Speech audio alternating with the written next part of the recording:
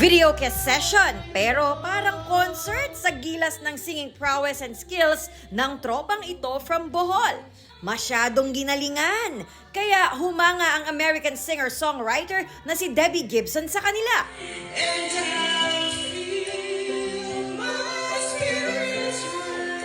Sa viral video, sinabayan sila ni Debbie ng pagtugtog ng piano.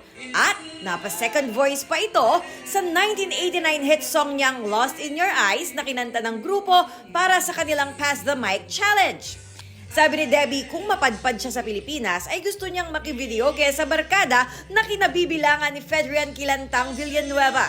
Si Fedrian hindi lang sa pagkakataong ito nagpabilib dahil isa rin siya sa mga grand finalists ng The Voice Generations a few years back.